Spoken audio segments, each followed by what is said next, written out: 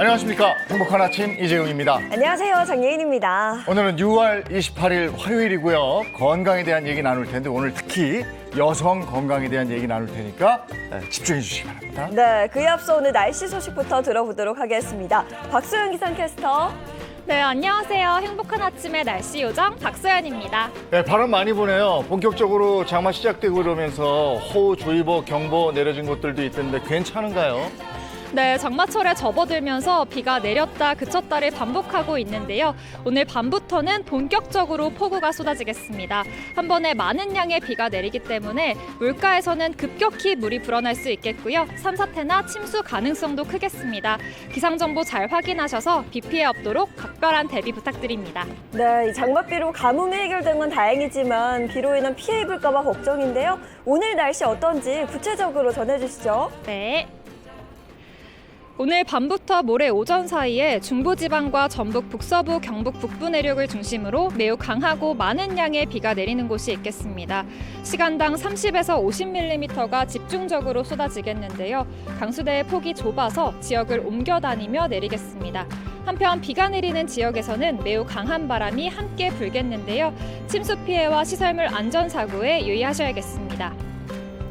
수도권의 낮더위는 주춤하겠지만 당분간 일부 남부 내륙과 동해안을 중심으로 폭염과 열대야가 나타나겠습니다. 습도가 높아 체감온도는 더욱 높게 느껴질 텐데요. 무더위에 대비를 잘 해주셔야겠습니다. 지금 이 시각 서울은 27도, 대구 26.7도 가리키고 있습니다. 한낮에는 서울 25도, 대전 30도, 대구 31도로 남부지방 곳곳으로 무덥겠습니다. 당분간 오락가락한 장맛비와 더위까지 함께하면서 전국적으로 이중고가 예상됩니다. 장마는 주 후반까지 이어질 텐데요. 이렇게 바람까지 강하게 부니까요. 기상정보 잘 확인해 주시기 바랍니다. 지금까지 날씨 전해드렸습니다.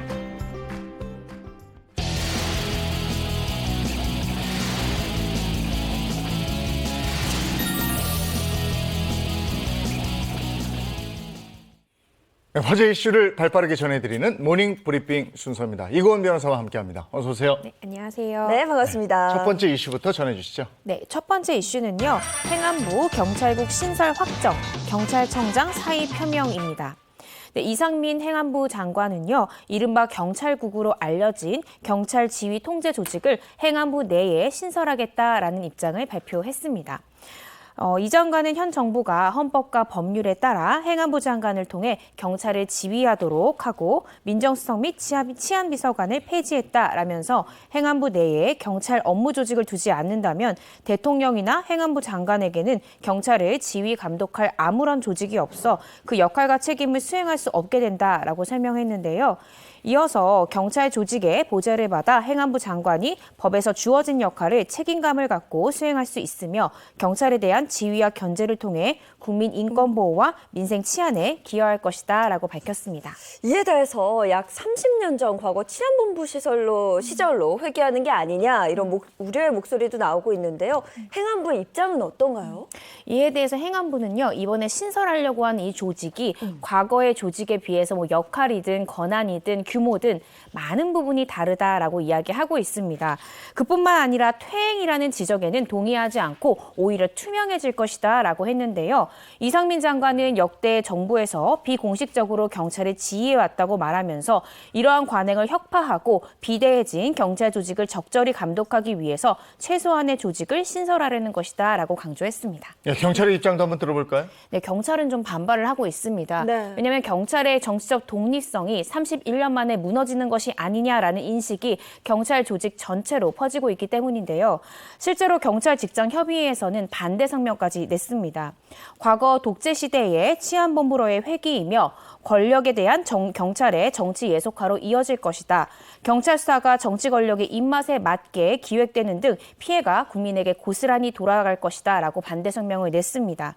또한 전국 각지에서는요, 1인 시위가 일어나고 있고 또 기자회견까지 벌어지고 있는 그런 상황인데요. 이러한 가운데 어제는 김창룡 경찰청장까지 사의를 표명하면서 파장이 더 커지고 있습니다. 네, 김창룡 청장이 임기를 불과 한 달도 남기지 않은 이 시점에서 사의를 표명했습니다.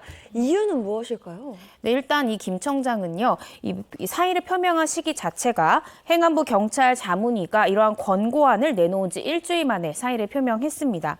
김창룡 청장은 어제 기자회견을 통해서 자신의 사퇴 이유로 정부의 경찰 통제 강화를 뽑았는데요. 김 청장은 행안부 자문위의 권고안은 경찰제도 근간을 변화시키는 것이다 라면서 비판했습니다.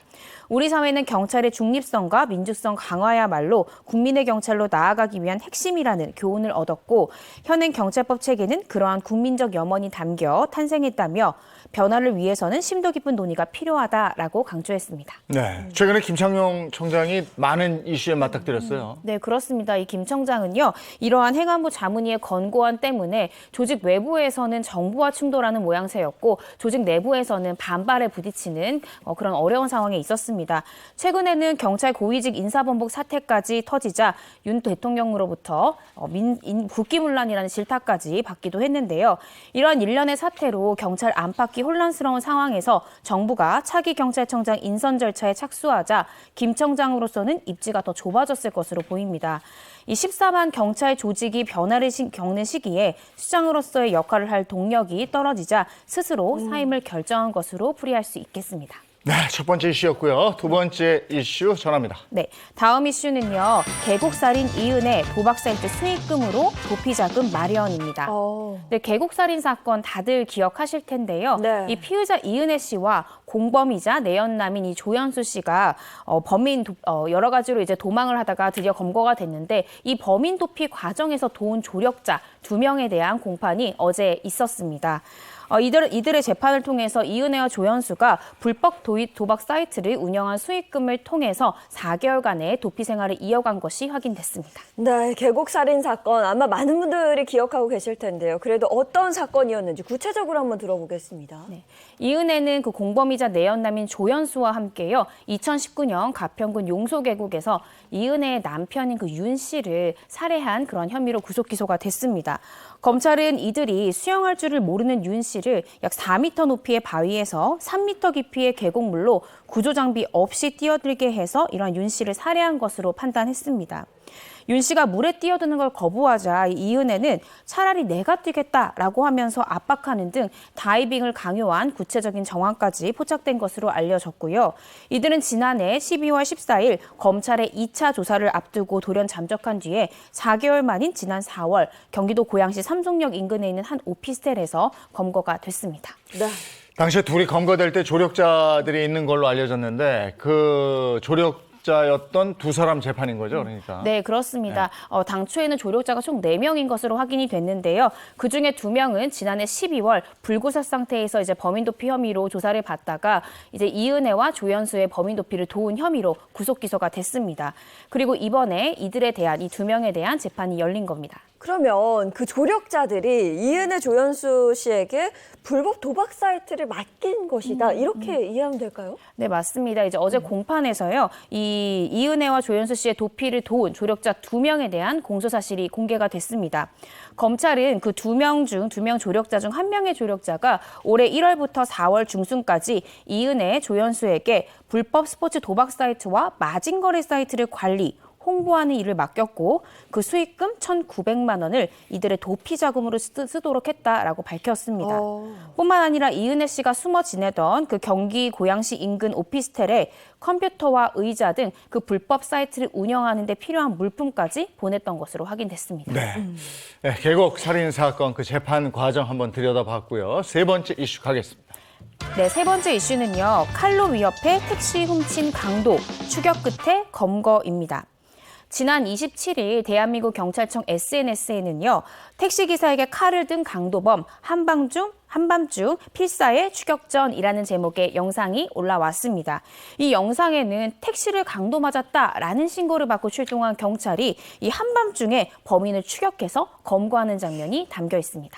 당시 상황이 어땠는지 궁금한데요. 네, 경찰이요. 당시 칼을 든 이 택시 강도범이 와서 택시를 빼앗겼다 이런 신고를 받게 되고요. 이 출동했던 이 경찰관은 당시 범인이 택시기사로부터 빼앗은 택시를 타고 도주 중이었는데 추격하는 과정에서 이 범인이 신호를 위반하고 역주행하는 등 도로 위에 다른 운전자들에게 위협적인 행동을 반복했던 것으로 확인이 됐습니다. 네. 실제로 범인은 앞질러 가던 다른 차량을 들이받아서 피해 차량의 뒤쪽 범퍼까지 파손되기도 했고요.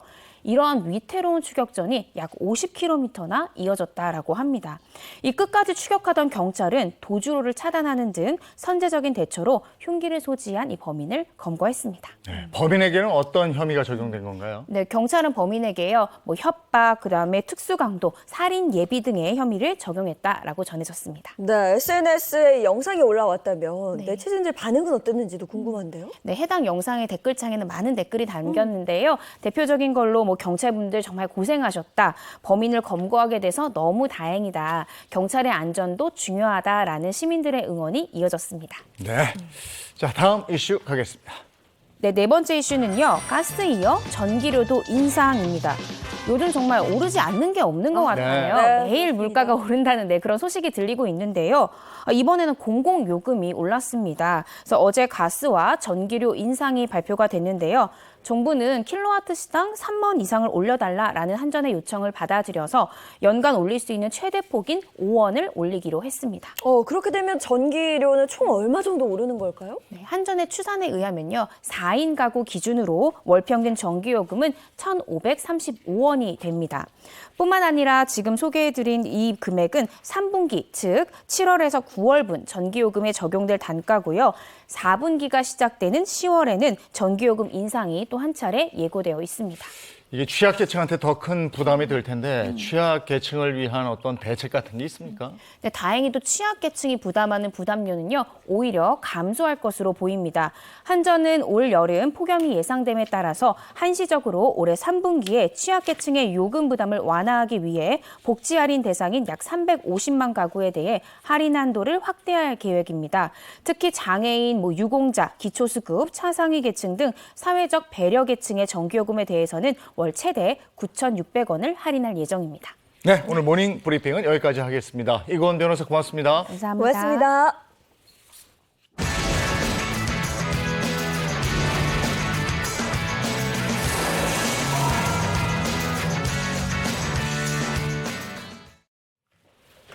네, 화요일 건강 100세 인생을 도와드리는 건강 상담 순서입니다. 윤영미 아나운서입니다. 어서 오세요. 네, 안녕하세요. 중년 건강의 아이콘 윤영미입니다. 네, 반갑습니다. 또 전주의 가정의학과 전문의, 배우상 한의학 박사, 김정은 식품영양 박사도 함께합니다. 어서 오세요. 안녕하세요. 네, 그리고 오늘은 또 중년 여성 건강에 대해서 알아보려고 하는데요. 도움 말씀 주실 분을 이 자리에 모셨습니다. 산부인과 전문의 조현희 전문의입니다. 반갑습니다. 네, 어서 오세요. 산부인과 전문의 조현희입니다. 네, 오늘 주제도 꽁트로 준비하신 거죠? 네, 그렇습니다. 기대해 주세요. 시작해 볼까요? 네, 안녕하세요. 건강 관심 많은 윤 여사입니다. 요즘 제가요 너무 염려가 많아서 밤잠을 설치고 있어요. 엄마, 무슨 일 있어?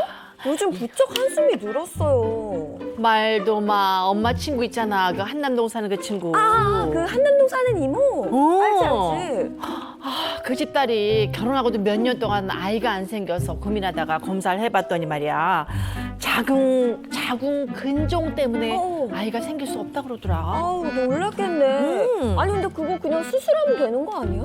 그럴 줄 알았지. 근데 워낙 예후가 안 좋아서 자궁 적출을 해야 될지도 모른대. 어떡하면 좋니? 그러면 걱정 너무 많았겠다. 아, 그 이모 어떡해, 진짜. 그러니까 내가 그래서 너무 걱정이 돼갖고 너 말이야. 근데 생리통 있다고 약만 먹지 말고 병원 가서 빨리 검사를 좀 받아봐. 너도. 에이, 엄마, 나는 괜찮아. 나는 아무 일도 없다고. 엄마, 나 출근해요. 아유, 엄마가 말하면 좀 듣지. 아이고, 딸내미 참. 친구 딸내미 얘기를 듣고 혹시 우리 예인이도 걱정이 돼서 말이에요. 자궁에 문제가 있으면 어떡하나. 이 엄마가 걱정이 이만저만이 아니거든요. 근데 딸내미는 엄마 속도 모르고 괜찮다고만 하니까 선생님들 우리 예인이 자궁 괜찮은 거겠죠? 문제 없는 건가요? 예, 오늘의 주제는 바로 여성의 건강을 좌우하는 자궁 건강입니다. 네, 여성 건강에 있어서 자궁 건강 정말 중요합니다. 근데 생각해보면 구체적으로 자궁에 대해서는 잘 모르는 것 같아요. 그러니까요. 그렇죠? 네. 여기저기 정말 건강 정보는 많이 지금 우리가 듣고 있는데 정작 나의 그 자궁의 건강과 상태는 자세히는 잘 모르는 것 같아요. 오늘 귀를 좀 쫑긋 세워야 될 것 같습니다. 네, 실제로 그런 분들도 굉장히 많죠, 선생님. 예, 맞습니다. 인터넷에 정보가 굉장히 많기 때문에 상식은 굉장히 많이 갖추고 계시는데요. 도리어 자신의 자궁 건강을 위해서 병원을 방문해서 진료를 받으시는 경우는 또 많지가 않습니다. 네, 또 나이에 따라서 자궁에 나타난 질병들도 차이가 좀 있다고 하는데요. 그러면 이야기 나누기 앞서서 자궁이 정확히 우리 몸 어디에 위치해 있는 건지 이거부터 좀 짚어봐야 될 것 같아요. 네, 우리 자궁은요, 전골반의 안쪽에 위치를 하고 있습니다. 자궁의 앞쪽에는요, 우리 방광이 있고요. 자궁의 뒤쪽에는요, 직장이 위치를 하고 있습니다. 그림을 보시면요, 자궁은 이제 위치, 사이즈로는 7에서 10cm 정도가 되고요. 무게는 약 50에서 60g 정도가 되겠습니다. 서양배 모양의 구죽을 하고 있고 근육 조직으로 이루어져 있습니다. 자궁 하부의 3분의 1을 우리가 자궁 경부라고 부르고요. 자궁의 상부 3분의 2를요, 자궁 체부라고 부르고 있습니다. 네. 자궁 경부는요, 자궁의 제일 아래쪽에 위치를 하고 있고요. 바깥쪽으로는 질과 연결이 되어 있어서 근육 조직으로 구성된 자궁 체부에 비하면요, 신축성이 조금 있는 조직이라고 할 수 있겠습니다. 예, 자궁의 기능은 한마디로 말씀을 드리면 임신을 위한 장기라고 할 수가 있습니다. 그래서 질로 들어온 정자가 자궁 내강을 통과해서 수정란을 만들기 위해서 수란관으로 가게 되는데 정자는 산성을 싫어하고 약한 염기성을 좋아하는 그런 성질을 가지고 있습니다. 그래서 자궁은 자궁 체부 안쪽을 약한 알칼리성으로 유지를 해서 정자를 유도하는 그런 역할을 하게 되겠고요. 수정란이 만들어지면은 자궁 내막에 착상을 해야 되는데 이 자궁 내막을 두텁고 폭신폭신하게 만들어주는 또 기능을 하게 됩니다. 그래서 여기에 착상이 원활하게 이루어지면 만삭 때까지 임신을 잘 유지할 수 있도록 해주는 것이 바로 자궁의 역할입니다. 네, 지금 말씀하신 것처럼 자궁의 주요 역할은 그러니까 임신 과정에서 아이를 키우는 네. 일이잖아요. 근데 요즘 뭐 아이를 한두 명 정도 나니까 뭐 많이 봐봤자 한 번에서 3번 정도 자궁이 기능을 하는 건데 이해가 안 가는 게 왜 자궁이 그 여성 건강에 중요한 역할을 담당을 하는 건지 모르겠어요. 여성에게 있어서 자궁 같은 경우는 이 제2의 심장이라고도 부를 수 있습니다. 옛날에 제가 부인과 교수님한테 이야기를 들을 때요, 옛말에 봤을 때 10명의 장부를 치료하는 것보다 1명의 부인을 치료하는 것이 더 어렵다, 이런 말씀을 하셨었어요. 그만큼 부인 같은 경우는 임신과 출산이라고 하는 것을 겪게 되면서 여러 가지 질병이 생길 수 있기 때문이죠. 그래서 여성에게 있어 자궁 건강이 상당히 중요한데요. 자궁은 그 주위 조직뿐만 아니라 여성의 전신 건강에 매우 중요한 요소라고 할 수 있습니다. 그런데 손발이 차거나 아랫배가 찬 분들 같은 경우는 순환이 잘 안 되면서 월경에 문제가 생긴다든지 그러면서 생리통이 생기기 쉬워질 수 있고요. 특히 이 자궁 주변주부의 조직들이 매우 차게 되면 어떤 소화장애라든지 요통이 발생할 수도 있고 또 건강에 여러 가지 증상들이 발생할 수 있기 때문에 자궁 건강이 정말 중요하다고 할 수 있겠습니다. 자궁 건강이 그러니까 결국은 여성의 전체적인 건강에 영향을 끼친다 이건데 자궁의 주요 질환이 뭔지 어떤 게 있는지 한번 알아보도록 하겠습니다. 자궁의 주요 질환은 어떤 게 있습니까? 예, 먼저 가임 여성들이 꼭 알아야 할 질환이 있습니다. 난임을 유발할 수 있는 자궁 근종과 자궁 성근증입니다. 말이 저는 좀 어렵게 느껴집니다. 자궁 근종과 자궁 성근증인데 어떤 질환인지 하나하나 좀 살펴보도록 하겠습니다. 가장 먼저 이제 자궁 근종을 알아볼 텐데 주변에 보면 굉장히 흔하게 발생하는 질병이라고 알고 있거든요. 네, 2019년 기준으로 보았을 때요, 1년간 자궁 근종 환자가 43만 5천여 명이 발생을 발생할 만큼 매우 흔한 질병이라고 할 수가 있겠습니다. 발병 환자의 연령대는요, 40대가 41.7%이고요. 또 20에서 30대가 22.7%로 또 자주 발견된다고 합니다. 네, 실제로요. 이제 3명 중에 1명이 산부인과에서 우리 초음파 검진을 하다가 네. 우연하게 발견되는 경우가 굉장히 흔하다고 합니다. 자궁근종이 이제 별다른 증상이 없다 보니까 우리가 잘 모르고 지내다가요. 정기 검진을 하면서 우연하게 발견되는 경우도 굉장히 흔하다고 합니다. 그리고 자궁 근종에도 종류가 있다면서요? 예, 먼저 가장 흔한 근종은 근층 내 근종입니다. 그래서 근층 내 근종은 전체 자궁 근종의 한 80% 정도를 차지하게 되겠고요. 크기가 커지면서 자궁 내막을 누르기 때문에 생리양이 많아지거나 생리통이 심해지는 그런 증상을 보입니다. 근데 많은 여성분들이 생리 중에 아픈 것을 굉장히 당연하게 여기기 때문에 오히려 진단이 굉장히 늦어지는 경우들이 있고요. 그다음에 한 15% 정도의 장막하 근종이 있습니다. 장막하 근종은 자궁의 맨 바깥층에 생기는 근종이고요. 바깥쪽으로 자라나는 그런 특징을 가지고 있습니다. 그래서 초기에는 거의 자각 증상이 거의 없습니다. 그래서 크기가 커진 다음에 주변 장기를 압박하면서 압박 증상으로 이제 알게 되시는 경우가 많습니다. 그다음에 한 5% 정도가 차지하는 게 이제 점막하 근종이고요. 자궁 내막에 위치하고 있는 근종입니다. 그래서 이 근종은 굉장히 심한 증상을 유발하기 때문에 합병증이 많고 휴유증도 많은 그런 종류의 그런 근종이고요.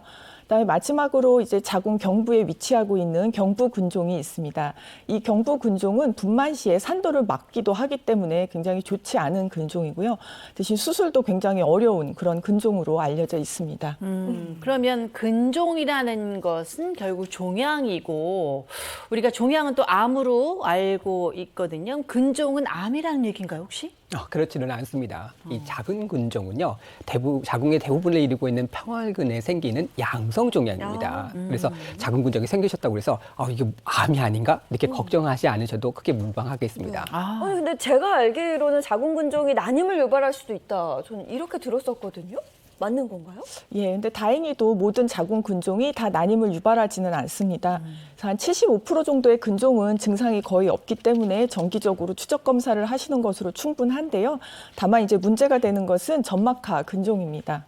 점막하 근종은 앞에서 한 5% 정도고 예후가 좋지 않은 것이다 이렇게 얘기하시지 않았어요? 예, 맞습니다. 그래서 점막하 근종은 3cm 이하의 아주 작은 크기에서도 굉장히 심한 출혈을 유발할 수 있는 그런 근종입니다. 그래서 자궁 내막이 수정란이 착상을 해야 되는 그런 중요한 부위이기 때문에 여기에 혹이 생기면 정자가 통과를 하지 못하게 막는 그런 역할을 하기도 하고요. 수정란이 착상하는 것을 방해합니다. 그리고 태아와 함께 자라나면서 태아의 성장 장애를 유발하기도 하는데요. 그래서 이렇게 임신의 각 단계마다 많은 영향을 주는 게 바로 점막하 근종입니다. 네, 이 밖에도요. 자궁 근종이 만약에 너무 크거나 아니면 개수가 너무 많은 다발성인 경우에는요. 난관을 혹시나 막거나 아니면 자궁의 정상 구조를 방해할 수가 있기 때문에요. 난임의 원인이 될 수도 있습니다. 앞서 자궁 근종이 별다른 증상이 없다고 그랬는데 그래도 알아내기 위한 무슨 증상 같은 것, 요런 게 나타나면 이거 의심해 보세요 하는 게 있을 거 아닙니까? 예, 사실은 이제 아랫배를 유심히 보면 알 수가 있습니다. 한 75% 정도의 근종은 자각 증상이 없기 때문에 아랫배가 나오면 많은 여성분들이 그냥 복부 비만인가 보다 이렇게 생각하시는 경우가 많은데요. 평상시와는 달리 아랫배가 좀 팽팽하고 딱딱한 느낌이 들거나 묵직한 느낌이 드는 경우, 그리고 평상시에 없던 생리통이나 생리 과다 증상이 나타나는 경우에는 자궁 근종을 한 번쯤 의심해 보시는 것이 좋습니다. 또 다른 증상으로는요, 이 작은 근종이 250g 이상으로 커지게 되잖아요. 그러면 주변 조직을 압박할 수 있습니다. 자궁 주변에 있는 방광을 압박하게 되면 처음에는 소변이 자주 나가게 되는 빈뇨 증상이 생겼다가 나중에는 배뇨 곤란 증상이 생길 수 있고요.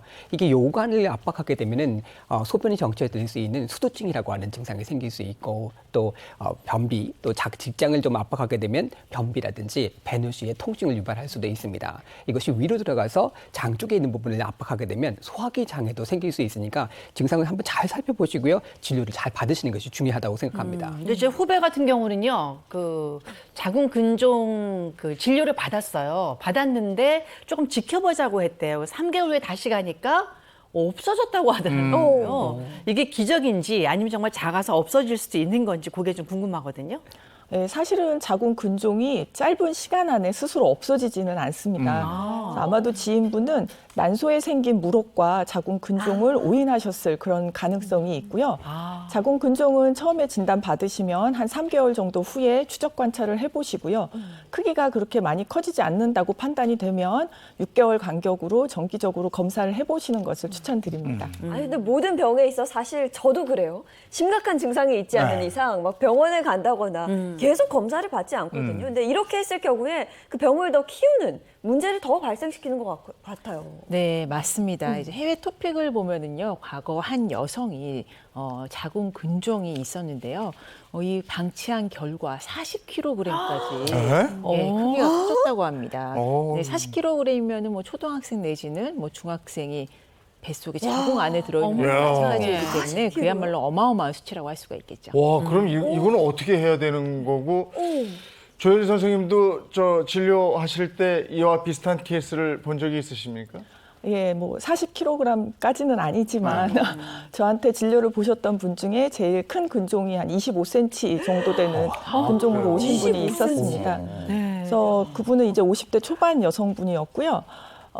근종이 처음에 진단받은 지는 좀 됐는데 이제 좀 있으면 폐경을 하겠지 싶어서 이제 그냥 방치해 놓으셨던 그런 경우가 되겠습니다. 그래서 근종인데 점점 커지면서 아래로는 방광을 누르고 위로는 이제 위를 누르기 때문에 조금만 먹어도 이제 배가 부르고 속이 더부룩하고 소화가 안 되고 밑으로는 이제 방광을 누르면서 소변이 자주 마려운 그런 증상이 생겼고요. 근종의 사이즈가 워낙 크다 보니까 배가 전체가 굉장히 딱딱해지는 그런 현상을 보였습니다. 그래서 치료를 위해서 이제 가까운 병원에 방문을 했는데 개복을 해서 전 자궁 절제 수술을 하라고 이야기를 들었다고 하고요. 그래서 이분이 이제 개복도 너무 무섭고 자궁을 떼는 것도 너무 무섭다. 그래서 뭔가 다른 치료 방법이 없는지 상의를 하기 위해서 병원을 오셨던 그런 경우였습니다. 근데 자궁이 보통 우리 주먹만하다고 들었거든요. 근데 25cm면은 주먹보다도 훨씬 더 크다는 얘기인데 그러면 정말 개복 수술을 하거나 아니면 자궁 절제술을 해야 되는 거 아닐까? 저는 그런 생각이 들거든요. 예, 근데 이분은 다행히 이제 로봇을 이용한 복강경으로 이제 근종 절제 수술을 성공적으로 시행을 했습니다. 그래서 최근에 한 2달 정도 후가 돼서 이제 추적 검사를 시행을 했는데요. 자궁 아주 깨끗하게 잘 유지되고 있습니다. 선생님 그러면 방금 알려주신 사례처럼 크기가 크면 수술을 해야 되지만 만약에 크기가 작으면 그냥 추적 관찰하고 딱히 수술은 안 해도 되는 거 아닌가요? 예, 저 자궁 근종의 치료는 증상에 따라서 달라집니다. 그래서 증상이 없으신 경우에는 정기적으로 검사하면서 크기가 커지는지만 보시면 되겠고요. 크기가 너무 커져서 주변 장기를 압박하는 압박 증상이 나타날 때 치료를 받으시면 되겠습니다. 자궁 근종은 주기적으로 검사를 받으시는 게 굉장히 중요하고 잘 관찰할 필요가 있어 보입니다. 네, 자궁의 주요 질환 알아보고 있는데요. 먼저 자궁 근종에 대해서 알아봤고 두 번째 질환 영상으로 준비가 되어 있죠. 네, 그렇습니다. 이분은요, 이 질환으로 자궁 적출 권유까지 받으셨다고 합니다. 어떤 질환일지 영상 함께 보시죠. 최근 부인과 질환으로 병원을 찾는 여성들의 수가 급증했습니다. 오늘의 주인공 역시 부인과 질환으로 오랫동안 고생을 했다고 하는데요. 안녕하세요. 네, 안녕하세요. 최금선입니다. 금손 씨에겐 어떤 사연이 있는 걸까요?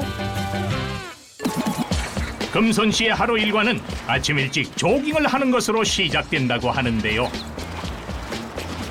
요즘엔 더워서 좀 일찍 시작해요. 한 8시, 9시 뭐쯤에요. 아침에 운동 좀 하려고 하면 좀 힘들거나 이러지 않으세요? 힘든데 이제 나이니만큼 건강을 생각해서 해야죠. 조깅 이후 갑자기 헬멧을 쓰는 금손 씨. 힘들지도 않은지 자전거까지 타며 운동에 열심인 모습인데요. 시원해. 역시 날씨가 더워도 자전거가 최고야. 굉장히 빠르기 때문에 동네 한 바퀴 도는데 되게 간편하거든요. 그러니까 이 경치 구경하기도 좋고 뭐 어떤 데는 오이도도 가고 2-3시간 걸리긴 하지만 좋아요. 풍경이 바다도 보이고 하니까. 자전거를 2-3시간씩 탄 적도 있으신 거예요? 그럼요. 오이도 갔다 오려면 그 정도 걸려요. 그녀가 이렇게 운동에 열심인 이유가 있답니다.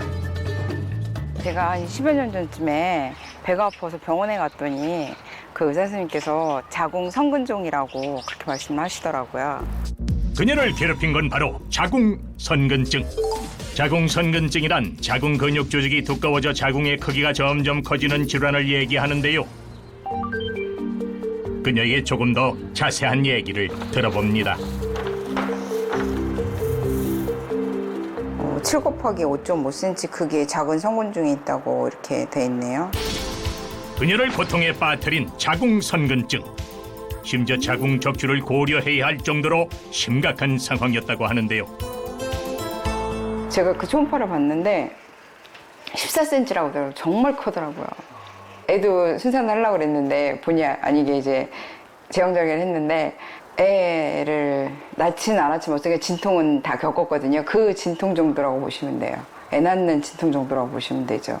그리고 뭐 생리량도 많고, 예. 병원에 갔을 때 선생님들은 어쨌거나 자궁을 드러내는 걸 권유하니까 되게 참담했죠, 기분이. 그리고 이제 저는 그런 걸 원치 않으니까 하늘이 무너지는 것 같았죠.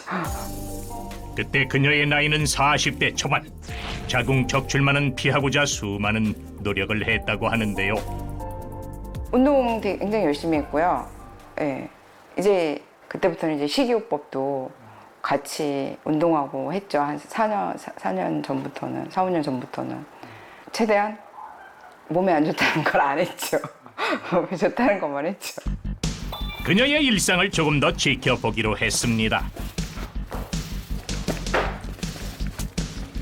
이렇게 많이 가지고 나오셨어요? 아, 이거 많은 거 아닌데? 더 있는데. 그냥 스트레칭 할 때 쓰는 것들이거든요. 스트레칭이 좋다고 그러더라고요. 금손 씨에게 자궁 건강을 위한 스트레칭 방법을 배워봅니다. 보세요. 아무것도 안 해요. 그냥 이렇게 다리를 나무 자세로 접고 이제 호흡만 하는 거거든요. 그러면서 이제 숨을 마시고 내쉬면서 그냥 힘을 쫙 빼는 거거든요. 이 자세가 골반을 열어주고 하체 혈액순환이 잘 된대요. 그래서 자궁에 좋은 운동이라고 그러더라고요. 이처럼 집에 있을 때 쉬지 않고 몸을 움직이는 것이 그녀의 건강관리법이라고 하는데요. 이번엔 식사를 하려는 듯 냉장고를 여는 우리의 금손 씨. 그녀가 꺼낸 음식의 정체는 뭘까요? 오늘 금손 씨의 점심 메뉴는 신선한 채소와 연어가 가득한 연어 샐러드입니다. 고기, 곱창 막 이런 거 기름진 거하고 술 먹고 하는 거 되게 좋아했었거든요. 요즘에는 이제 야채 위주로 먹으려고 나물 이런 거 좋아하고요. 그래서 신경 써서 먹고 있어요. 왜냐면 자궁에도 좀 좋을 것 같고 그래서 식단 관리를 좀 그런 쪽으로 하고 있어요. 자궁 건강을 위해 기름진 음식을 자제하고 최대한 신선한 채소와 단백질 위주로 식사를 한다는 금손 씨인데요. 이렇게 노력하고 있지만 요즘 그녀에게 생긴 하나의 고민거리가 있다고 합니다. 운동을 마친 후 소파에 누워서 쉬던 금손 씨 갑자기 배를 부여잡고 일어나더니 화장실로 향하는데요. 그런데 여기서 그치지 않고 수시로 화장실을 들릅니다. 이 그녀의 건강에 이상이 생긴 것 이거 아닐까요? 제가 요즘에 건강이 안 좋은지 하여튼 배가 좀 그러더라고요. 그래서 그러니까 자꾸 화장실을 가게 되는 것 같아요. 이것도 혹시 그 자궁 근종 때문에 그러지 않나 싶기도 하고 잘 모르겠어요. 걱정이 이만저만이 아닌 금손 씨. 그녀의 건강 상태는 어떨지 확인하기 위해 한 산부인과를 찾았습니다. 안녕하세요. 예, 안녕하세요. 최금손님? 네. 네, 안녕하세요. 다른 병원에서 진찰 받으셨던 걸 보니까 옛날에 그 자궁 선근증 때문에 고생을 많이 하셨네요. 가장 불편했던 증상이 뭐예요? 생리통이라든지 통증이요? 네, 근데 생리가 없을 때도 통증이 있었어요. 아, 그러세요? 네, 근데 병원만 가면은 네. 자꾸 이제 적출 수술. 자궁 적출 수술 계속 권하셨고요. 네. 지금 현 상태를 평가하기 위해서 초음파 검사를 한번 해볼게요. 네. 금손 씨의 현재 상태는 어떤지 자세히 파악하기 위해 초음파 검사를 진행했습니다. 그리고 잠시 후 초음파 사진을 잠깐 보시면요. 이 자체가 이렇게 자궁을 나타내거든요. 그리고 가운데 이렇게 약간 선처럼 하얗게 고정 있는 이 부분이 자궁 내막이에요. 이 자궁의 뒤쪽 벽, 특히 우측 뒤쪽 벽으로 해가지고 아직도 자궁의 크기가 앞쪽 벽에 비해서 많이 커져 있는 걸 볼 수가 있습니다. 그래서 이 부분이 아직도 선근증이 많이 남아있는 그런 부분인 것 같아요. 하지만 지금은 뭐 선근증 자체를 치료하기 위해서 다른 뭐 수술이나 아니면 다른 치료가 필요한 상태는 아닙니다. 이 상태로 조금 더 관찰하시면 점점 더 사이즈가 줄어들면서 좋아질 거라고 예상이 돼요. 네. 예전보다 많이 좋아지긴 했지만 아직 안심할 단계는 아니라고 하는데요. 그래서 많이 좋아졌는데 아직도 신부면을 자주 가는데 혹시 선근증하고 그게 관련이 좀 있을까요? 폐경에 들어가셨다고 하니까 아마도 선근증 때문에 소변이 자주 마려운 것보다는 폐경에 의해서 방광 점막이나 질점막이 위축돼가지고 방광염이나 이런 것들이 자주 와서 그렇게 소변을 자주 보게 되는 그런 증상일 겁니다. 그래서 정기적인 진료를 통해서 그 질환의 변화를 관찰하시는 것이 좋다고 봅니다. 여성이라면 산부인과 정기 검진은 선택이 아닌 필수겠죠? 그래도 예전보다 많이 좋아졌다고 그래서 너무 좋죠. 근데 이제 남아있다고 그래서 뭐 이제 좋기만은 않죠. 금손 씨 앞으로도 꾸준한 관리를 통해 건강 되찾으시기 바랍니다. 건강한 삶을 위해 꼭 관리해야 하는 여성 질환. 보다 자세한 얘기는 스튜디오에서 이어집니다. 네, 자궁 선근증을 네. 앓고 계신 분이었네요. 네, 다행히 자궁 적출까지는 안 가도 되는 상황이었는데요. 어떻게 상황이 바뀌게 된 거예요? 예, 환자분은 꽤 오래전부터 선근증을 앓고 있었던 분입니다. 그래서 생리통도 굉장히 심하고 생리양도 많고 생리를 안 할 때도 만성 골반통이 있으신 그런 상황이었는데요. 그래서 이러한 증상 때문에 다른 병원에서는 이제 자궁을 떼내라, 전자궁 절제 수술을 하라고 이제 권유를 받았던 그런 분입니다. 하지만 저희 병원에 내원하셨을 때는 이미 완경기가 많이 진행돼서 생리를 거의 안 하는 그런 상황이었습니다. 아니 생리가 끊기는 거하고 자궁 선근증하고 무슨 연관이 있는 건가? 예, 일단은 생리를 안 하면은 생리통도 걱정을 안 해도 되고 생리 양이 많은 것도 이제 걱정을 안 해도 되니까 일단 증상적으로 많이 완화가 되고요.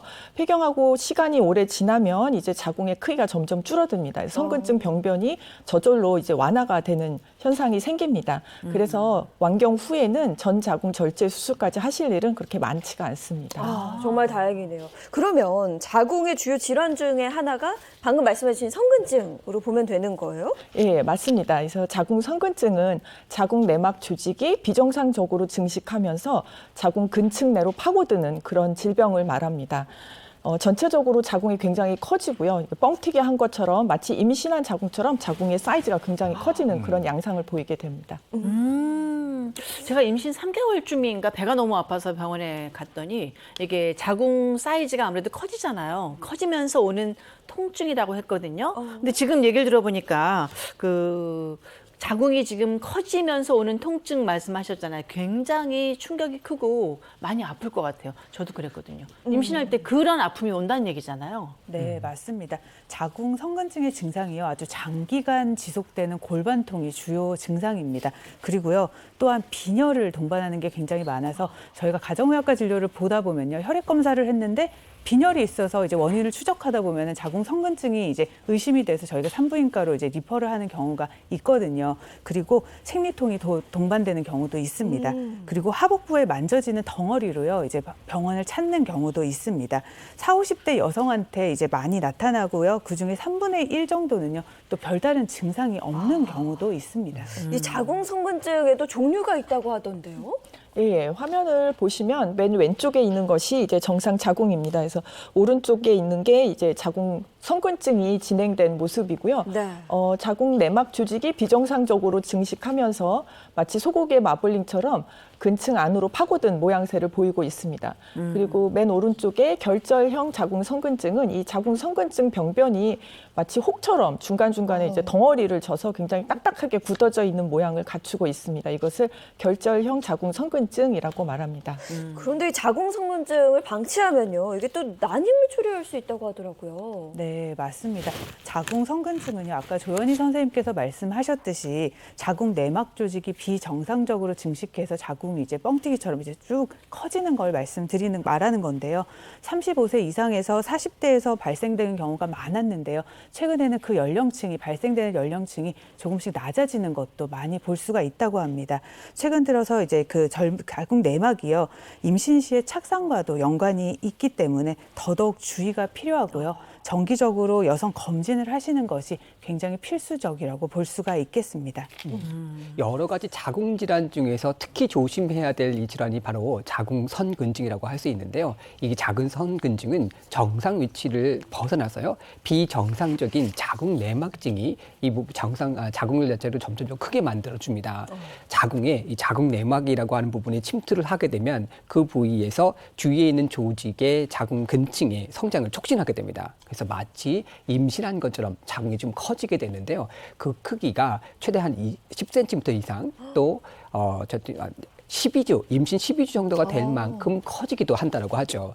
자궁선근증 같은 경우는 전체 여성 중에서 5명 중에 1명꼴로 발병하는 발병률을 가지고 있는데요. 주로 35세 이후에 감기 여성에게 많이 나타나는데, 최근은 건강검진을 통해서 이 발병되는 연령대가 점점 낮아지고 있는 추세라고 합니다. 네. 아마 보시는 분들이 그런 생각 하실 것 같아요. 내가 자궁 성근증인가 의심해 볼 수 있을 그런 진단법, 자가진단 방법이 있을까 궁금하실 것 같은데요. 네, 그래서요, 몇 가지 문진을 통해서 좀 예측을 할 수 있는 방법이 있습니다. 네. 제가 몇 가지 문진 이제 불러드릴 거거든요. 여기서 여성분들은 이제 내가 몇 가지 해당되는지 한번 체크를 해보시면 되겠습니다. 제가 불러드릴게요. 그럼 저하고 배우상 선생님은 가만히 있으면 되는 거예요? 네, 가만히 계시면 되겠습니다. 네. 제가 총 7가지를 불러드릴 거고요. 거기서 몇 가지 해당되시는지 보겠습니다. 첫 번째, 생리량이 일반적인 경우보다 많다. 자, 두 번째, 생리 때 어지러움이나 메스꺼움 등의 빈혈과 비슷한 증상들이 나타난다. 자, 세 번째, 생리 기간이요, 일주일 이상 길다. 네 번째, 생리 전후에도 골반통이 오래 지속된다. 다음 5번째, 아랫배를 만질 때 혹 같은 것이 만져질 때가 있다. 6번째, 생리 전후에 배뇨가 잦고 배뇨통이 발생하는 경우가 있다. 7번째, 생리 주기가 일정하지 못하고 부정확한 출혈이 나타난다. 자, 여기서 몇 가지 해당되시나요? 저는 가만히 지금 있어도 되겠네요. 이렇게 완경이 됐기 때문에 약간 혹 같은 게 만져진다는 있어요. 있으세요? 한 가지 정도. 한 가지. 한 가지. 예. 저 같은 경우는 꼼꼼히 세어봤는데 하나도 없는 것 같아요. 하나도 없어요. 네, 네. 다행이다. 네, 네, 다행히. 김정은 선생님. 저는 한 가지? 한 가지. 한 가지 정도. 네. 여기서요, 완경이 되셨더라도 저는 보셔야 된다고 생각하는데, 조현 선생님한테 한번 들어볼게요. 한 가지 이상이 해당되실 경우에는요, 가까운 산부인과에 가셔서 자궁 성근증에 대한 검사를 한번 해보시는 걸 권유드립니다. 그냥 한 가지도요? 네, 한번 들어볼까요? 그래요? 저는 이렇게 뭔가 딱딱하게 이렇게 올라오는 것 같다가 조금 있다 또 없어지기도 하고. 가까운 산부인과를 가라고 그러셨으니까 네. 네, 한번. 차 타고 같이 가시면 돼요. 오늘 바로 정확한 진단. 바로 옆에 계시네. 끝나고 바로. 그것이 그럼- 과연 무엇인지. 그럼 자궁 선근증 진단받으면 치료는 어떻게 하게 되는 거예요? 예, 사실은 자궁 성근증의 가장 확실한 치료는 전 자궁 절제 수술입니다. 자궁 근종은 경계가 명확하기 때문에 혹만 떼는 수술이 가능한데요. 자궁 성근증은 경계가 명확하지가 않기 때문에 병변 절제가 굉장히 어렵고 재발률이 굉장히 높습니다. 그리고 수술을 하더라도 주변의 자궁 근육이 굉장히 딱딱하게 섬유화가 진행되기 때문에 수술 자체가 굉장히 힘듭니다. 그래서 일반적으로 가장 완벽한 치료 방법은 전자궁 절제 수술이라고 그렇게 설명을 드리고 있습니다. 그래도 아무래도 완경이 됐거나 갱년기인 여성들은 이 자궁 선근증 위험이 좀 줄어들지 않을까요? 네, 그렇습니다. 그래서 완경을 하신 경우에는 일단 크게 걱정은 안 하셔도 되는데요. 이 완경 후에 이제 호르몬 치료를 하게 되는 경우가 이제 문제입니다. 완경 후에 갱년기 증상이 심하면 이제 호르몬을 먹게 되는데 그 경우에 뭐 자궁 근종이나 자궁 성근증 같은 것들이 증상이 갑자기 심해지거나 병변이 심해지는 경우도 있어서요. 네. 그럴 때 굉장히 안심할 수는 주의하셔야 없네요. 됩니다. 네. 그럼 만약에 임신을 계획하고 있다면 그러면 어떤 형태의 치료법이 있을까요? 아직 젊고 향후 임신 계획이 있으신 경우에는 이제 전자궁 절제 수술을 할 수가 없기 때문에 그렇죠. 그럴 때는 여러 방법을 동원해서 자궁 보존적 치료를 하게 됩니다. 그래서 호르몬 치료로는 이제 호르몬이 들어있는 루프를 사용하거나 뭐 약을 먹거나 호르몬 억제 주사 같은 것들을 사용하기도 하는데요. 이것들의 단점은 치료가 끝나면 다시 병변이 악화된다는 단점이 있습니다. 또 최근에는 초음파를 이용해서 열 치료를 하는 하이프 치료를 하기도 하고요. 자궁 동맥을 막아서 자궁의 사이즈를 줄이는 자궁 동맥 색전술이라는 치료를 하기도 합니다. 네. 그리고 로봇 수술로 자궁 성근증 병변을 절제한 다음에 호르몬 치료를 병행하는 이런 치료 방법도 많이 사용을 하고 있습니다. 네, 이게 증상이 심할 경우는 수술을 피할 수 없는데 앞서도 뭐 로봇 수술 이야기도 해주셨고 뿐만 아니라 뭐 개복 수술, 복강경 수술, 수술 종류도 굉장히 다양한 것 같더라고요. 하나하나 좀 들어볼까요? 예, 일단 개복 수술은 이제 전통적인 수술 방법이고요. 배를 크게 열고 수술하는 방법입니다. 그래서 수술자의 입장에서는 수술 시야가 확보가 되기 때문에 수술이 조금 더 용이하게 할 수 있다는 장점이 있고요. 손으로 만져가면서 병변을 찾기 때문에 아주 작은 근종도 용이하게 찾을 수가 있습니다. 꼭 개복 수술을 해야 되는 경우도 있는데요. 뭐 암이 의심이 되거나 혹이 너무나 크거나 네. 근종이 너무 여러 개가 있는 경우 아니면 이전에 수술을 굉장히 여러 번 해서 유착이 심한 경우에는 개복 수술을 꼭 하셔야 되는 경우들입니다. 그런데 이게 아무래도 상처가 크다 보니까 환자의 입장에서는 통증이 굉장히 심하고 수술할 때 출혈이 많습니다. 네. 그리고 수술할 때 유착도 많이 생기거든요. 그래서 아무래도 이제 젊은 여성분들은 개복 수술을 조금 꺼리는 그런 추세입니다. 그럼 복강경 수술은 어떨까요? 복강경 수술은요, 이제 배꼽을 이제 구멍을 하나를 뚫거나 아니면 배꼽 주변으로 구멍을 한 5개 정도 뚫는 미세 침습 수술이죠. 그래서 개복 수술의 단점이 복강경 수술의 장점이 되는 거거든요. 당연히 이제 수술 부위가 작아서 환자는 이제 수술 부위에 대한 이제 통증이나 흉터가 작기 때문에 회복이 출혈도 적고 회복이 빠른 장점이 있겠죠. 그리고 미용적으로도 우월한 수술이라고 할 수 있습니다. 다만 의사한테는요 좀 피곤한 수술이죠. 수술도 어렵고요. 그리고 집도하는 의사의 체력 소모도 많다고 할 수 있습니다. 그런데요 근종의 위치에 따라서는요 수술이 불가한 경우도 있습니다. 그럼 로봇 수술은 저 의사 선생님이 안 하고 로봇이 들어와서 합니다. 그것은 아닙니다. 그 로봇 수술은 이제 일반 복강경 수술하고 똑같은 최소 침습 수술이고요.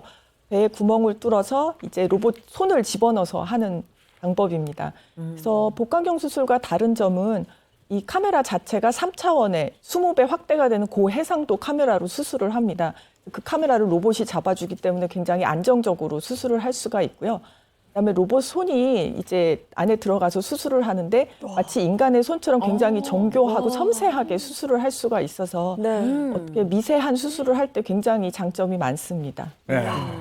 저는 의사 대신에 로봇이 이렇게 들어와서 막 이렇게 수술하는 줄 알았거든요. 의사 선생님이 바깥에서 이렇게 지켜보시고 그건 아니군요. 그러니까 로봇 기계로 하는군요. 네, 지금까지 자궁 주요 질환의 진단, 치료까지 알아봤고요. 그리고 이젠 자궁 건강을 위해서 어떤 노력을 해야 할지 그거 함께 알아보죠. 네, 특히 자궁 건강에 대해서는 정말 많은 속설들이 있는데요. 그중에서도 먹는 것에 관한 관심이 높다고 합니다. 그렇죠, 선생님? 예, 맞습니다. 진료를 보러 오시는 분들 중에 열의 9은 뭘 먹어도 되느냐, 뭘 먹으면 안 되느냐 이렇게 식생활에 관한 질문을 굉장히 많이들 하십니다. 네, 그래서 준비했습니다. 최고의 건강 비법 최건비. 자, 첫 번째는요. 자궁 건강을 위한 식습관.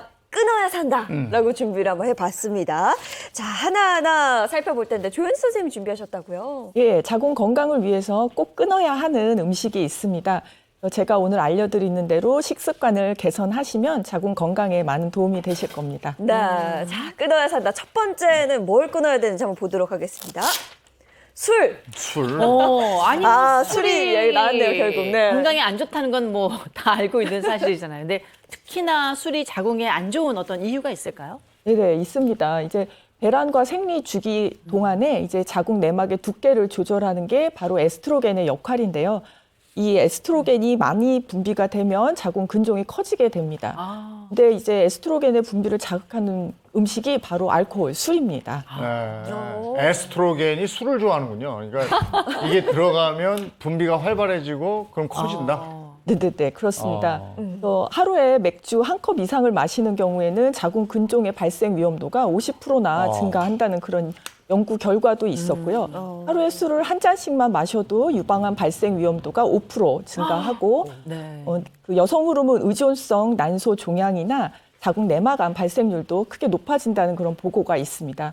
그래서 여성의 건강을 위해서는 하루에 한 잔의 술도 가볍게 여겨서는 안 되겠습니다. 네, 제 친구가 지금 임신 준비를 하고 있는데 지금 아이가 생긴 것도 아닌데 술을 끊었거든요. 제가 굉장히 독하다 이랬는데 잘하고 있는 거였네요. 자, 이어서 두 번째 먼저 보도록 하겠습니다.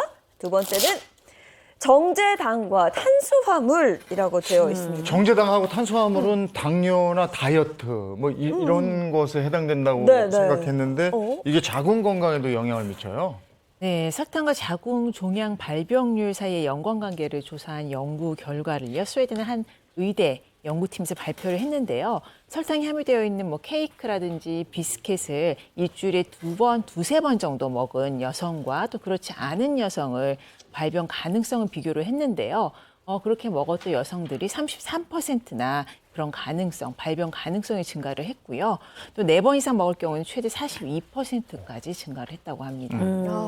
단 음식을 많이 먹으면은 자궁 질환이 생길 가능성이 높아진다 이런 얘기잖아요. 근데 우리 여성들 단 음식 싫어하는 사람 없잖아요. 디저트 먹어야 큰일이네요. 되는데. 저도 네. 그렇고 밥 먹고 빵 먹고 케이크 먹고 사탕 먹고 이러는데 정말 큰일이네요. 조심해야 되겠어요, 단 음식. 네, 맞습니다. 우리가 여성 호르몬 하면은 보통 에스트로겐만 떠올리잖아요. 근데 또 에스트로겐만큼 큰 영향을 미치는 게요, 바로 프로게스테론입니다. 그리고 프로게스테론과 에스트로겐 이 두 호르몬이요, 여러 가지 조화를 이루면서 주기에 따라서 농도가 달라지거든요. 그렇게 되면서 우리가 배란이 생기고 월경이 되고 그리고 임신이 되고 이렇게 여성들의 변화가 생기는 겁니다. 그리고 자궁 근종이나 자궁 내막증이나 다낭성 난소 호르몬 같은 이런 이제 질병들은요, 세포 점막을 증식시키는 에스트로겐과의 그 비율에 따라서 질병이 생기게 되거든요. 이런 현상들을요, 에스트로겐 우세증이라고 합니다. 네, 우리 몸의 에스트로겐 비율을 높이는 그 원인이 단 음식 때문이다 이런 얘기네요. 네, 맞습니다. 이런 정제당과 탄수화물을 많이 먹게 되면요, 우리 체내에 당연히 혈중 인슐린의 양이 높아지게 되겠고요. 그렇게 되다 보면 에스트로겐의 양도 많아지게 됩니다. 그렇게 되면 우리는 이제 에스트로겐의 양을 일정 수준으로 유지하기 위해서요, 성호르몬 결합 글로불린이라는 거를 만들어내게 됩니다. 에스트로겐 비율을 일정 수준으로 유지하게 된다. 네. 좋은 물질이네요. 네. 맞습니다. 그런데요, 우리 몸에서 인슐린 저항성이 높아지게 되면요, 성호르몬 결합 글로불린의 양은요, 또 감소를 하게 되거든요. 네. 그러니까 당뇨병처럼 당 조절이 안 되는 경우에는 글로불린 그 수치가 감소한다는 얘기인가요? 조금 어려운 얘기예요. 네, 맞습니다. 그렇게 돼서 성호르몬 결합 글로불린이 감소를 하게 되면은 우리 몸은 에스트로겐이 우세한 상황으로 고착화가 되게 되는 거죠. 네. 보니까 제가 다 좋아하는 건데 줄여라도 아니고 끊어라니까 다음은 뭘지 무섭습니다. 자, 세 번째 이어서 보시면 육류. 육류도 끊어야 돼요? 다 좋아하는 거네. 야, 이거 먹을 수 있는 게 없는데요, 그러면? 예, 안타깝지만 육류도 끊으시는 게 좋습니다. 그래서 육류에는 포화지방산이 많이 함유가 되어 있는데요. 이 포화지방산이 많은 음식을 먹으면 체내 콜레스테롤이 증가하게 됩니다. 네, 에스트로겐이 바로 이 콜레스테롤에서 만들어지기 때문에 결국에 포화지방산을 많이 먹는다는 건 콜레스테롤이 올라간다는 것이고, 그러면 에스트로겐이 많이 만들어진다는 것을 의미합니다. 세상은 고기서 고기고 저기압일 때는 고기압으로 가라. 얘기가 있을 정도로. 저 진짜 고기 너무 좋아하고 우리 가족은 육식 가족이거든요. 늘 항상 고기가 있어 이렇게 밥 먹는 것 같은 그런 느낌이 드는 가족인데 좀 줄이면 안 될까요? 꼭 끊어야 되나요? 살려주세요.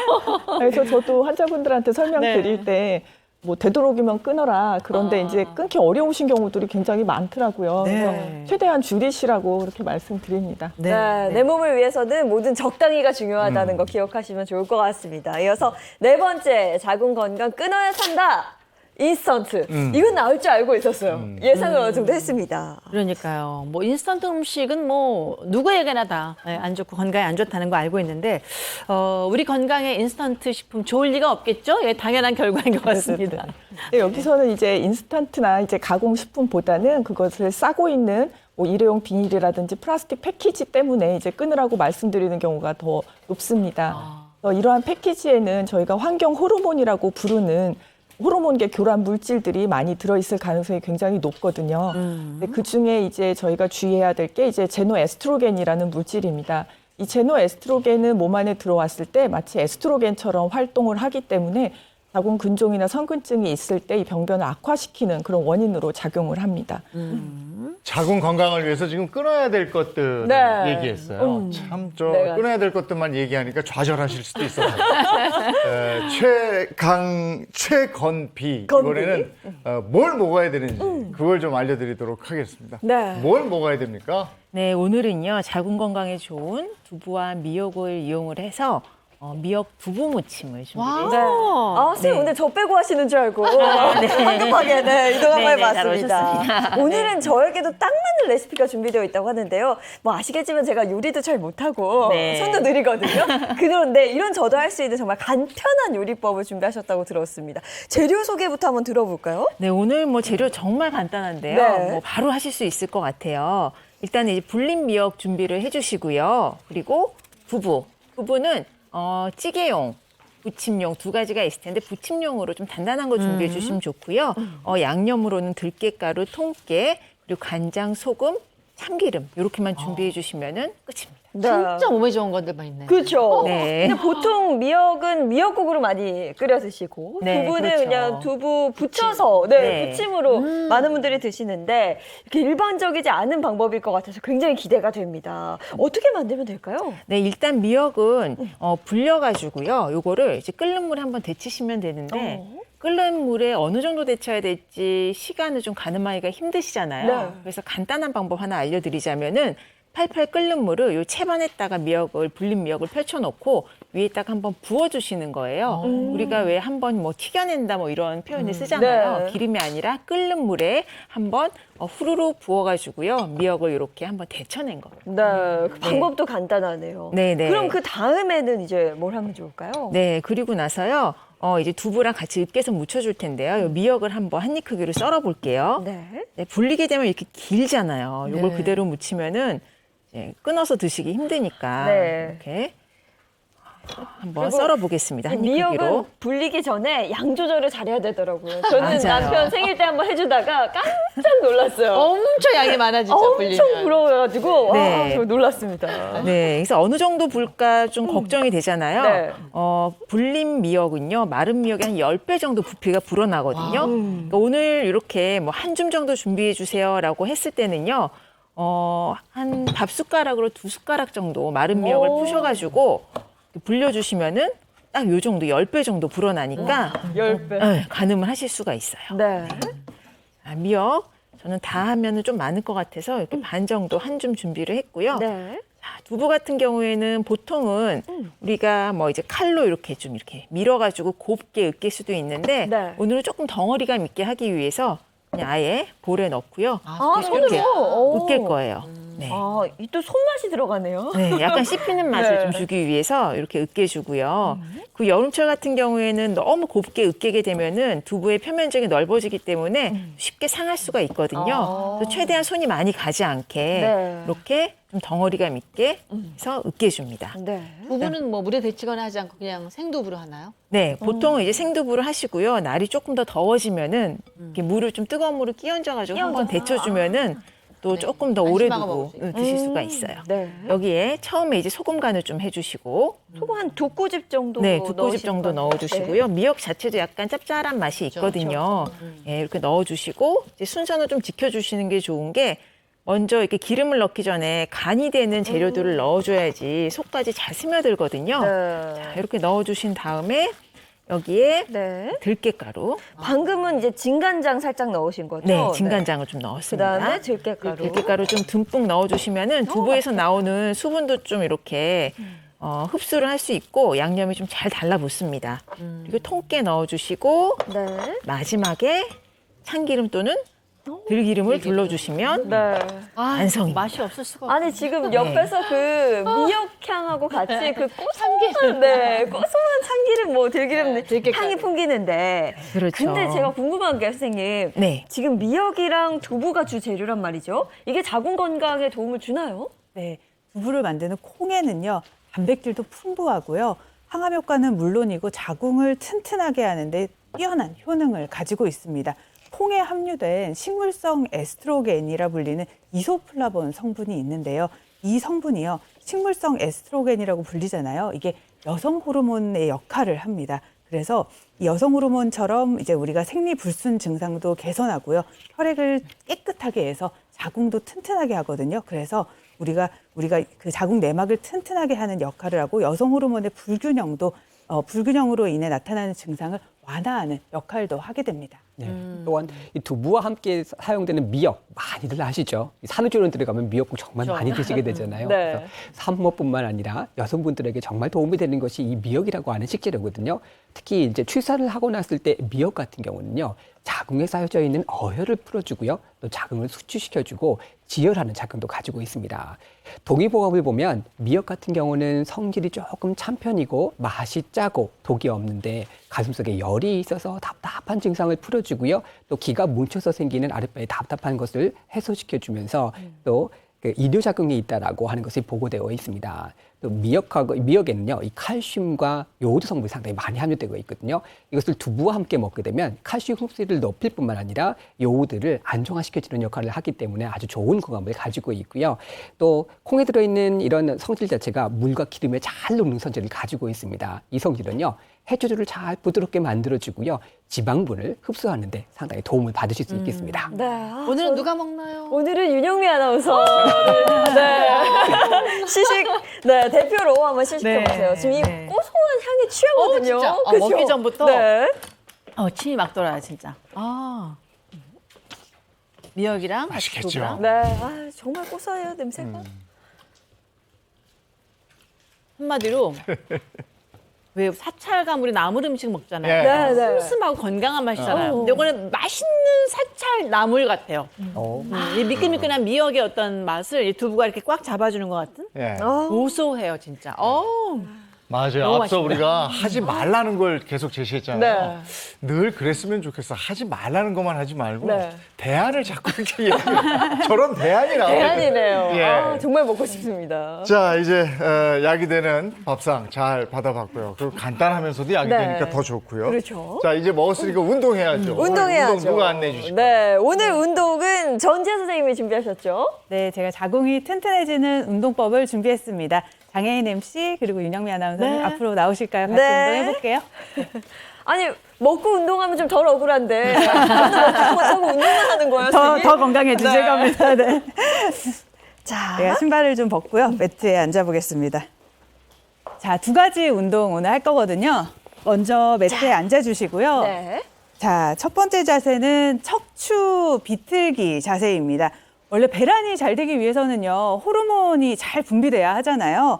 자, 척추는요, 중요한 신경이 지나가는 곳으로 척추가 변형이 되면 당연히 호르몬 분비에 이상이 생깁니다.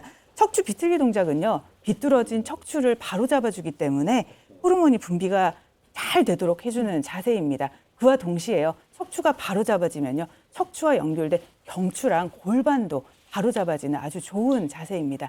제가 먼저 시범을 보여드릴게요. 네. 자, 바닥에 앉아서요, 양손을 등 뒤에 바닥에 잡으시고요. 잡고. 오른쪽 무릎을 굽혀서 오른쪽 발을 왼쪽 무릎에 가볍게 얹으십시오. 그런 다음에 자, 숨을 내쉬면서요, 오른쪽 무릎을요, 왼쪽으로 넘겨주세요. 그러면서 오른쪽 고개를요, 고개를 오른쪽으로 반대쪽으로 돌려주세요. 그리고 2, 30초 정도 유지하시는데요. 자, 제가 숫자를 5개만 셀게요. 네. 하나, 둘, 셋, 넷, 5. 자, 그리고 와, 시원하다. 자, 반대쪽으로 네. 반대쪽으로 하시면서 제가 봐드릴게요. 네. 자, 반대쪽으로 돌려보세요. 고개는 왼쪽으로. 그렇죠. 아니 이거 무슨 여름에 해변가에서 나 예쁘지 하고 있는데 어때요? 뭐 재밌네 이런 느낌. 예전에 달력 사진. 시원해요. 와, 오. 시원하시죠? 네, 네. 뻑적지근해요. 네. 그러니까, 자, 이제 두 번째 허벅지가. 자세를 할 거예요. 네. 두 번째는 현 자세인데요. 자, 골반이 유연하지 않으면요. 자, 당연히 골반이 유연하지 않으면 혈액순환이 잘 되지가 않습니다. 네. 혈액순환이 잘 되지가 않으면 우리가 이제 혈액순환이 잘 되지 않으면 당연히 호르몬 분비가 잘 되지 않거든요. 이 현 자세는요, 틀어진 골반을 바로 잡아줘서 혈액순환도 잘 되게 해서 호르몬 분비를 잘 되게 해주고요. 당연히 복부에 힘을 주게 돼서 우리가 그 노폐물도 잘 배출되게 해주는 자세입니다. 어떻게 하냐면요. 자, 오른 다리는 안쪽으로 접어주시고 왼쪽 허벅지 다리는 안쪽으로? 네. 바깥쪽으로 접어줄 겁니다. 이렇게 한 다음에 양손을 깍지를 껴주시고요. 고개가 바깥쪽으로 접어진 쪽으로 넘어갈 거예요. 넘어가면서 허리가 굽어지지 않게 똑바로 오므러지지 않게 바로 허리를 넘어가실게요. 펴야 되죠? 허리를 펴고 넘어가실 거고요. 여기서 주의하실 거는 넘어가는 쪽 반대쪽의 골반이 땅에서 떨어지지 않도록 바닥에 붙어 있을 정도로 잘 유지하셔야 돼요. 그렇게 하신 다음에 똑같이 20초에서 30초 정도 하나, 둘, 셋, 넷, 허리가 다섯 몹시 유지하시면 돼요. 네. 아니 이거 자, 코어 힘이 있어야겠는데. 그렇죠. 넘어가시는 쪽 반대쪽 엉덩이가 떨어지지 않도록 유지하시면 됩니다. 이쪽이 네. 다 땡기네요. 이게 그렇죠. 지금. 예. 아니 이거 손도 되는 것 같아요. 허리까지. 반대쪽으로 해볼게요. 자 반대로. 반대로 접으시고 굉장히 운동되겠는데요. 네, 반대쪽으로 손을 깍지 껴셔서 네. 다리가 넘어갈 건데 이쪽으로. 이쪽 엉덩이가 떨어지지 않도록 유지하시면서 네. 몸이 오므러지지 않게 딱 90도를 유지하시면서 넘어갈게요. 야 이거 유연해야지 또 할 수 있을 것 같기도 네, 해요. 하나, 허벅지가 자꾸 들려요. 그렇죠. 들리지 않도록 이렇게 하셔야 돼요. 들리는데 이쪽이 이걸 들리지 이렇게 않도록 하셔야 돼요. 거의 누르다시피 해야 된다. 여기를 딱 누르면서 넘어가셔야 돼요. 와 이거 여기부터 쉽지 않네요. 여기까지 다 쫙 땡겨요. 당기시죠, 그죠? 예, 예, 예. 와. 약간 아프기도 하고 네. 시원하기도 하고 그런데요. 네.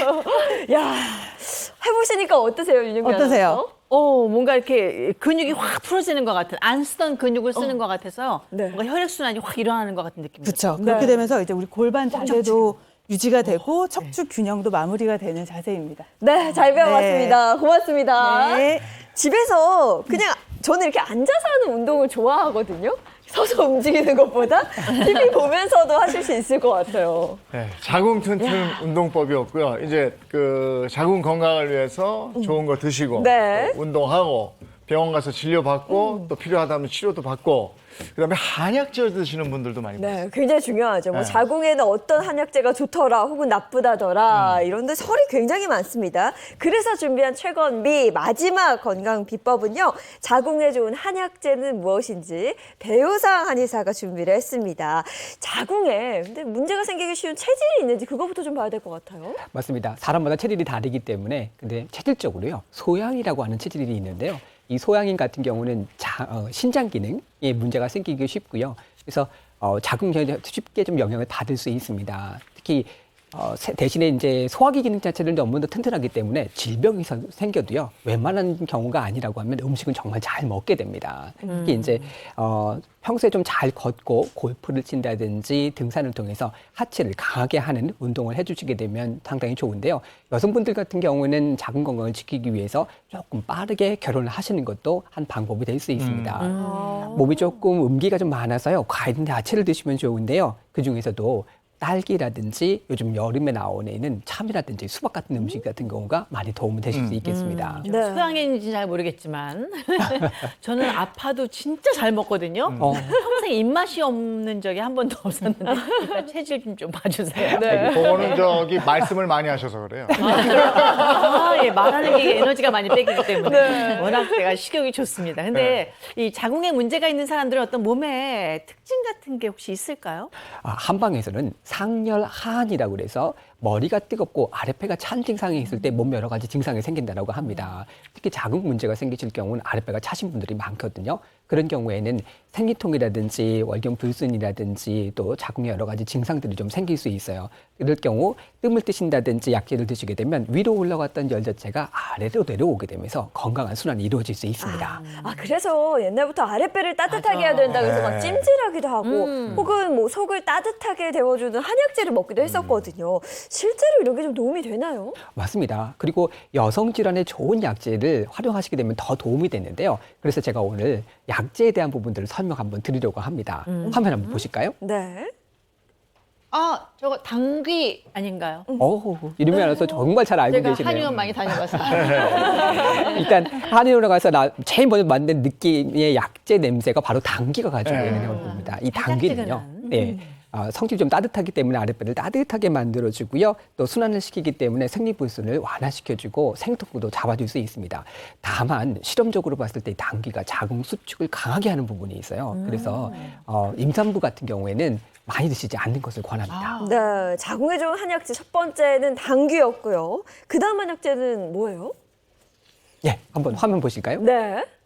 저거 생강 썰어서 말려놓은 거 아니에요? 네, 생긴 것 같은데? 노란 색깔이니까 생강 같은데요. 저희 약재가 바로 천궁이라고 하는 약재입니다. 이 천궁은요, 혈액순환을 좀 촉진시키고 뭉친 것을 풀어서 통증을 완화시켜주는데 우월경이나 난산이라든지 산후의 통증 같은 경우를 달아들여주는 약을 갖고 있습니다. 다만 이 천궁이라고 하는 것은요, 불수산이라고 해서 임신했을 때 출산을 유도하는 약재를 쓰게 됩니다. 그래서 네. 임신의 출산 만기에는 쓰게 되지만 초기나 중기에는 매우 주의하셔야 됩니다. 네, 지금 나온 게 당귀와 천궁이었고요. 자, 마지막 한약재 뭔지 보여주시죠. 이거는 그냥 들풀 같은데요? 그렇잖아요? 이거 뭐예요? 이게 약초로 쓰기는 이모초라고 하는데요. 이모초구나. 생리라든지 불임이 있을 때 많은 약재들로 쓰게 되죠. 그런데 이 약재 같은 경우는 임신이 되게 하고 월경을 고르게 한다라고 하는 뜻에서 익모라고 하는 약재가 이름이 붙었습니다. 네. 다만 이모초를 먹고 나서 부작용이 생길 수 있기 때문에 하루에 15g에서 한 45g 정도 드시고요. 60g 이상은 넘지 않는 것이 좋겠습니다. 생리통에 많이 먹는데 좀 쓴 약인 것 같아요. 맞습니다. 약이 상당히 네. 쓴 약을 가지고 있습니다. 자궁 건강에 도움이 되는 한약재까지 알아봤습니다. 오늘은 여성 건강에 대한 얘기 같이 나눴습니다. 고맙습니다. 고맙습니다. 아침에 바람이 많이 불던데 이 네. 바람에도 물기가 있는 것 같아요. 후텁지근해요. 굉장히 습하죠. 그리고 또 오늘은 저녁에 또 밤부터인가요? 네. 비가 굉장히 많이 온다고 합니다. 피해 없도록 조심하셔야겠습니다. 좋은 하루 보내시고요. 저희는 내일 아침 7시 30분에 돌아올게요. 행복한 아침, 행복한 하루 되십시오. 고맙습니다. 고맙습니다.